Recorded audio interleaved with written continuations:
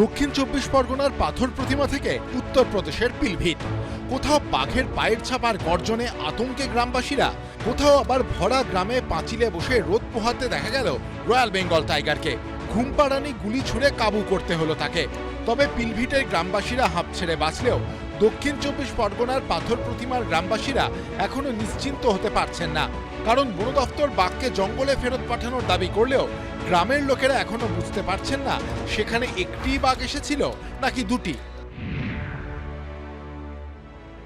আজকের আবার সকালের খবর, অন্য সাইড থেকে আবার একটা বাঘের পায়ের ছাপ পাওয়া গেছে। এখন ওই বাঘটা বেরিয়ে গেছে নাকি আরেকটা বাঘ এসছে, দুটো বাঘ এসছে সেটাই বোঝা যাচ্ছে। কয়েকদিন ধরে বাঘের ভয়ে ত্রস্ত পাথর প্রতিমার শ্রীধরনগর গ্রাম পঞ্চায়েত এলাকার বাসিন্দারা। জঙ্গলে কাদামাটিতে দেখা গেছিল বাঘের পায়ের ছাপ, মাঝে মধ্যে গর্জন শোনা যাচ্ছিল বলে দাবি গ্রামবাসীদের।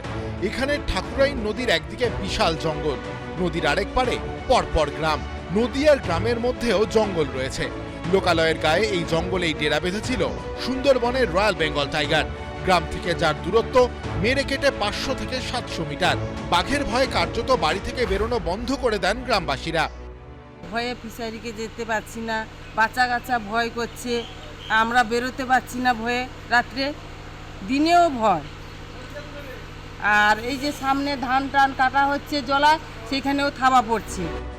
মশাল জেলে রাত পাহারার ব্যবস্থা করা হয়। বাঘ ধরতে দুটি খাঁচা পাতে বন দফতর। নাইলনের জাল দিয়ে জঙ্গল ঘিরে ফেলা হয়। মঙ্গলবার সকালে এডিএফওর নেতৃত্বে দুটি দলে ভাগ হয়ে শুরু হয় অপারেশন। বাঘের পায়ের ছাপ দেখে মনে করা হচ্ছিল বাঘ ধনচির জঙ্গলে গা ঢাকা দিয়ে রয়েছে। সেই মতো হল্লা পার্টি নিয়ে শুরু হয় বাঘকে জঙ্গলের দিকে পাঠানোর অভিযান। আমরা রয়েছি একেবারে শ্রীধরনগর গ্রামে।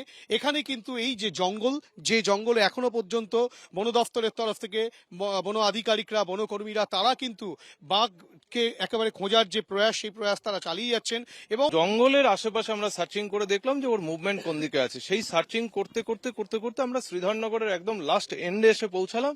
সেখানে এসে যেটা দেখা গেল যে একটা জায়গায় ওর ফ্রেশ পাগমার্ক পাওয়া গেছে এবং ওর উপস্থিতি আমার যারা পিআরটি মেম্বার্স এবং আমার যারা স্টাফরা রয়েছে সেই স্টাফদের মোটামুটি 50 জনের একটি দল পাঠানো হয়েছিল। সেই দল আলটিমেটলি সাকসেসফুলি তারা ড্রাইভ করে ধনচি রিজার্ভ ফরেস্টে আবার ওকে ঢোকানো গেছে। পাথর প্রতিমায় গ্রামবাসীরা বাঘের হাঁকডাক শুনেছেন আর পায়ের ছাপ দেখেছেন। অন্যদিকে উত্তরপ্রদেশের পিলভিটের আটকোনা গ্রামের বাসিন্দাদের তো মঙ্গলবার সকালে হার্ট অ্যাটাক হওয়ার জোগাড়। সকালে বাড়ির বাইরে বেরিয়ে তারা দেখেন পাঁচিলে বসে রোদ পোহাচ্ছে রয়্যাল বেঙ্গল টাইগার। বাঘ দেখতে ভিড় জমে যায়, কিন্তু তাতে রয়্যাল বেঙ্গলের থোড়াই কেয়ার। সে তখন রাজকীয় মেজাজে ঘুমিয়ে কাদা। এত কাছে বাঘ দেখে গ্রামবাসীদের ভিড় জমে যায়।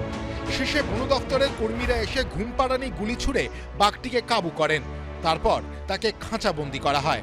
হিন্দোল দে ও গৌতম মণ্ডল, এবিপি আনন্দ।